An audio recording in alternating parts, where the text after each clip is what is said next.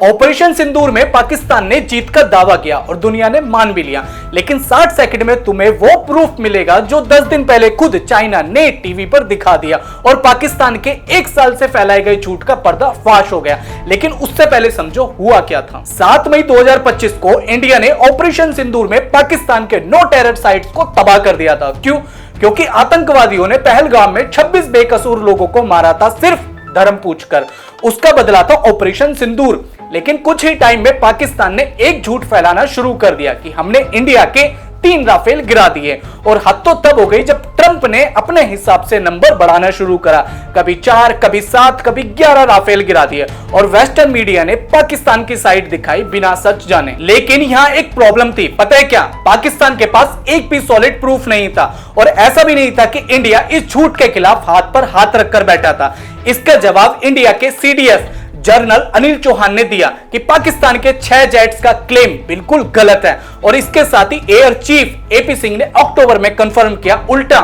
India ने पाकिस्तान के 5 fighter jets गिराए थे, इसमें उनके F-16 भी शामिल थे और 11 पाकिस्तानी एयरबेस को भी तबाह किया गया। लेकिन एक बात और थी जो इंडियन आर्मी 1 साल से कह रही थी, लेकिन कोई मानने को तैयार नहीं था। Deputy chief of army staff lieutenant general Rahul R Singh ने जुलाई 2025 में खुद कहा, पाकिस्तान अकेला नहीं था।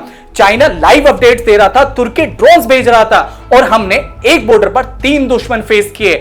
इससे पाकिस्तान ने तो माना, लेकिन चाइना चुप रहा और दुनिया देखती रही। अब जरा सोचिए, कोई इस बात पर बिलीव क्यों नहीं कर रहा था? क्योंकि चाइना चुप था और हमारे पास कोई सॉलिड प्रूफ नहीं था। लेकिन मई 2026 में कुछ ऐसा हुआ कि चीजें पलट गई। चाइनीज सरकारी टीवी सीसीटीवी पर इंजीनियर झांग हैंग ने इंटरव्यू दिया। पहले झांग हैंग के बारे में बताता हूं। यह बंदा चाइना की चेंगडू एयरक्राफ्ट इंस्टीट्यूट में एज ए इंजीनियर काम करता है और यह इंस्टीट्यूट J-10 फाइटर जेट्स बनाते हैं और इन फाइटर जेट्स का पाकिस्तान यूज करता है। और यह बंदा लाइव टीवी पर बोला, मैं ऑपरेशन सिंदूर के टाइम पाकिस्तान के एयरबेस पे था। 50 डिग्री की गर्मी में एयर रेड सायरन के बीच हम ऑन साइट टेक्निकल सपोर्ट दे रहे थे पाकिस्तान को, ताकि चाइनीज वेपन्स कॉम्बैट में रियल प्रूफ दें। क्या इसका मतलब यह निकाला जाए कि चाइना ऑपरेशन सिंदूर में पाकिस्तान को सपोर्ट करने के साथ साथ अपने वेपन्स की टेस्टिंग कर रहा था?